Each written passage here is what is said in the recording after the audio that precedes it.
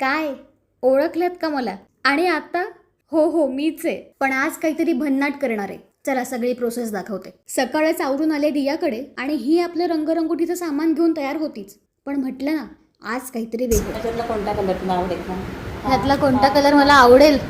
रंग कोणता निवडलाय बघताय ना? तर माझं म्हणणं असं आहे की दरवेळी मेकअप करताना 2 शेड गोरच का व्हायचं? माझा सावळा रंग काय वाईट आहे? सावळा रंग आणि साध्या भारतीय कपड्यात सुद्धा आपण छानच दिसतो. सुरुवातीला ही जरा साशंक होती, पण छान वाटतंय. पण मग काय मॅडमना आणखीन जोश. सगळी रंगरंगोटी करून दागिने बिगिने घालून बाईने मला 3 मिनिटात साडी नेसवली. बरं ही सुंदर साडी आणि ब्लाऊज पूजाताईकडून घेतलंय. तिच्याकडे खूप छान कलेक्शन आहे, खाली टॅग करून ठेवते. मग बांगड्या बिंगड्या घालून घेतल्या. आता हेअरस्टाईल ही मला सगळं मनासारखं आणि मनापासून करून देते. ही एक सेमिनार घेणार आहे तेव्हा तुम्हाला कळवेल. आता छान झुपकेदार वेणी घालून मी तयार.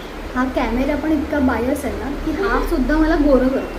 खरा रंग फोटो व्हिडिओमध्ये दिसेल. बरं आता आम्ही पोहोचलो परेश दादाच्या स्टुडिओमध्ये. आशिष आर्यांनी भरभर सगळा सेटअप लावला. मालक खुर्चीतनं उठले.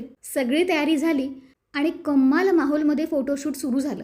आणि परेश दादा खरंच ग्रेट आहे. रील ऑलरेडी पोस्ट केली आहे, फोटो उद्या पोस्ट करेन. सगळं आवरेपर्यंत खूप दमले होते, पण ही शेवटपर्यंत सोबत होती आणि सगळ्यांच्या मेहनतीमुळे शूट छान पार पडलं.